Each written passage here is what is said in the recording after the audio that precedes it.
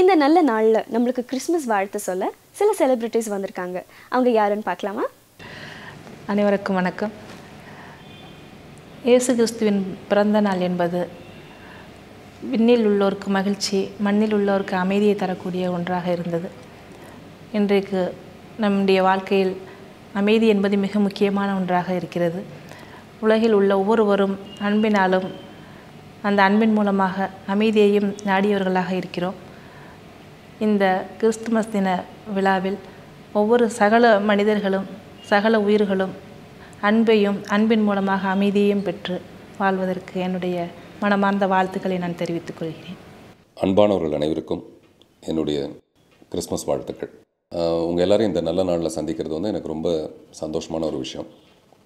நல்ல நாள் நான் எப்போவுமே பண்டிகை நான் எப்படி எடுத்துக்குவேன்னா, பண்டிகை வந்து சந்தோஷமான நாள் இல்லை, சந்தோஷமான நாள் எல்லாமே பண்டிகை தான். அப்படி தான் என்னுடைய கருத்து. அந்த வகையில் பார்த்தா தினந்தோறும் உங்களுக்கு வந்து இந்த மாதிரி கிறிஸ்மஸான ஒரு சந்தோஷத்தை உங்களுடைய உள்ளம் வந்து அனுபவிக்கணுங்கிறது என்னுடைய வாழ்த்துக்கள். இந்த தினந்தோறும் பண்டிகைங்கிறது நான் எதுக்காக சொல்கிறேன்னா, நிறைய வீட்டில் வந்து பண்டிகை அன்றைக்கி ஒரு நல்ல துணிமணி வாங்கி கொடுக்க முடியல, பண்டிகை அன்றைக்கி ஒரு குழந்தைங்களுக்கு வந்து சரியான போஷாக்கான ஒரு விஷயத்தை ஏற்படுத்த முடியலன்னு நிறைய குடும்பங்களில் வந்து வருத்தம் இருக்கும். ஏன்னா நான்லாம் சின்ன வயசில் வந்து அந்த மாதிரி நான் நிறைய சந்திச்சிருக்கேன். ஒரு தீபாவளி அன்னைக்கு நல்ல துணி எடுத்து கொடுக்க முடியலன்னு எங்கள் அப்பா வருத்தப்பட்டிருக்காரு. அதில் வந்து நான் என்ன மாற்றிக்கிட்டேன்னா, நல்ல துணிமணி எடுத்து போட்டு சந்தோஷமான இருக்கிற நாளெல்லாம் வந்து நம்ம பண்டிகையாக மாற்றிக்கிட்டோம்னா அது ரொம்ப சுலபமான ஒரு விஷயம். ஸோ அந்த மாதிரி உங்கள் எல்லாருடைய வாழ்க்கையிலையும் அமைதியும் அன்பும் தொடர என்னுடைய வாழ்த்துக்கள். இந்த அமைதின்னு சொல்லும்போது எனக்கு ரொம்ப பிடிச்ச ஒரு இடம் வந்து சர்ச். நான் நிறைய அடிக்கடி சர்ச்சுக்கு போவேன். நானும் என்னுடைய குழந்தைகளும் போவோம். அது 31 இல்லாட்டி ஏதாவது ஒரு முக்கியமான நாளோ அல்லது கூட்டமே இல்லாதப்போ, இப்போ என்ன மாதிரி ஆட்களுக்கு வந்து கூட்டமாக இருக்கும்போது நான் சர்ச்சுக்கு போகிறத விட கூட்டமே இல்லாதப்போ 1-to-1 வாங்கலை, அந்த மாதிரி நானும் ஜீசஸும் மட்டுமே பேசிக்கிறதுக்கான ஒரு வாய்ப்போடு நான் அங்கே போவேன்.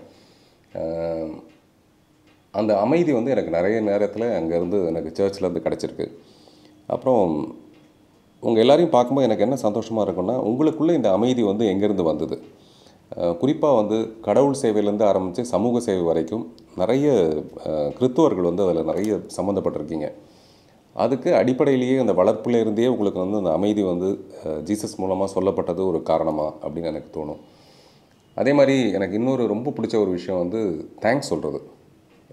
நன்றி மறக்கிறதுங்கிறதா நம்மள நாட்டோட மிகப்பெரிய விஷயம். ஆனால் நீங்கள் வந்து கிடைக்கிறதுக்கு முன்னாடியே கிடைச்சதாக ஜீசஸுக்கு சொல்கிற நன்றி வந்து எனக்கு ரொம்ப பிடிச்ச விஷயம். நான் அதை அப்படியே ஃபாலோ பண்ண நினைப்பேன். எனக்கு இதெல்லாம் கிடைச்சதுக்காக நான் இப்போ உங்களுக்கு நன்றி சொல்கிறேன் அப்படின்னு சொல்லிட்டு அந்த விஷயம் நான் கற்றுக்கிட்டது வந்து உங்களுடைய ப்ரேயர்ஸ்லேருந்து தான். இப்போ நான் சமீபத்தில் ஒரு கவிதையை பற்றி என்கிட்ட ஒருத்தர் சொன்னாங்க, ரொம்ப நல்லா இருந்தது. அந்த கவிதை எனக்கு மறந்து போச்சு. அதோட உள்ளடக்கம் மட்டும், ஒரு சர்ச்சில் வந்து ஏதோ ஒரு பிரசங்கம் நடந்துகிட்ருக்கு. அப்போது ஸ்கூல் எக்ஸ்கர்ஷனுக்காக வந்த குழந்தைங்க வந்து அந்த சர்ச்சுக்குள்ளே நிறைய பேர் பூந்து அந்த குழந்தைங்களுக்கு அவங்களுக்கு தெரியல இந்த பிரசங்கம் நடக்கிறத பற்றி.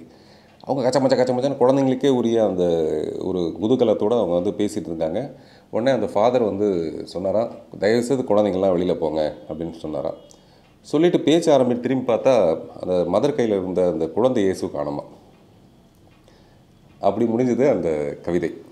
குழந்தைங்கள்லாம் வெளியில் போங்கன்ட்டு திரும்பி பார்த்தோம்னா அந்த குழந்தை இயேசுவே காணும். அது என்னென்னா குழந்தையும் தெய்வமும்னு ஒன்றுன்னு சொல்கிறது ரொம்ப அருமையாக அந்த கவிதை யாரோ எழுதுனது, அது யாருன்னு தெரியல. இப்படி நினைவில் கொள்கிற மாதிரியான ஒரு விஷயமா இருந்தது. அதனால தான் நான் இந்த குட்டி விஷயம் கூட இப்போ தான் என்கிட்ட சொன்னாங்க, பைபிளில் கூட அப்படி உன்னுடைய கைகளில் வந்து உன்னை பொறித்து வைத்திருக்கிறேன்னு சொல்லிட்டு ஒரு வாசகம் இருக்குதுன்னு சொல்லிட்டு. எனக்கு தெரிஞ்சு நிறைய நம்ம பணம் சம்பாதிக்கலாம், புகழ் சம்பாதிக்கலாம், என்ன சம்பாதிச்சா கூட மனசுக்குள்ளே அன்பும் அமைதியும் இருந்ததுன்னா அதுதான் ஒரு ராஜ வாழ்க்கைங்கிறது என்னுடைய வாழ்க்கையில் நான் தெரிஞ்சுக்கிட்ட ஒரு குட்டி அனுபவம். ஸோ கிறிஸ்மஸை வந்து சந்தோஷமாக கொண்டாடுங்க. பக்கத்துலேயே வந்து நியூ இயர் இருக்குது. 2011, 12, 13, 14, 15 எல்லாத்துக்கும் என்னுடைய நியூ இயர் விஷஸ். நன்றி. கிறிஸ்மஸ் என்பது வெறும் ஒரு பண்டிகை அல்ல. தேவன் வந்து அன்பாகவே பிறந்தார். அது முழுமையாக தான் அன்பு தேவனாக பிறந்தது அப்படின்னு சொல்லலாம்.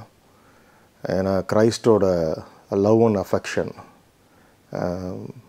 சொல்லி முடியாதது. நமக்காக அந்த பாரமான சிலுவையை சுமந்து நம் பாவங்களை வந்து அவர் சிலுவையில் கழுவி, அவர் இரத்தத்தால் நம்மளோட தரித்திரங்கள் நோய்களை எல்லாம் சுமந்து கழுவி, இப்படி எவ்வளோ தியாகங்களை செய்த ஒரு ஒரு இறைமகன்.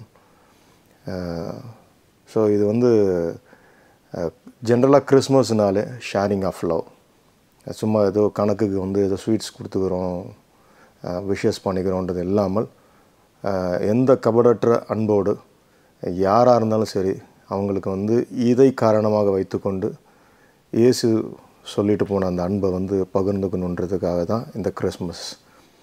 ஸோ எனிவே உங்கள் எல்லாருக்கும் என்னுடைய இதயம் கனிந்த கிறிஸ்மஸ் நல்வாழ்த்துக்கள், புத்தாண்டு நல்வாழ்த்துக்கள். திருவிழாக்களுக்கெல்லாம் மிகப்பெரிய திருவிழா கிறிஸ்மஸ் பெருவிழா. ஏன்னா இந்த உலகத்தில் உள்ள மக்கள் தொகையில் அதிகமானோர் கொண்டாடும் ஒரே விழா கிறிஸ்மஸ் மட்டும்தான். குழந்தை இயேசு தரும் அன்பும் அருளும் மகிழ்ச்சியும் மன நிறைவும் உங்களுக்கு கிடைக்கணும்னு நாங்கள் வாழ்த்துகிறோம். உங்கள் அனைவருக்கும் இன்பம் பொங்கும் கிறிஸ்மஸ் மற்றும் நியூ இயர் நல்வாழ்த்துக்கள். Happy Christmas and prosperous new year. Feliz Navidad, Feliz Navidad, Feliz Navidad, Feliz Navidad, Feliz Navidad, prospero año felicidad. Feliz Navidad, Feliz Navidad, Feliz Navidad.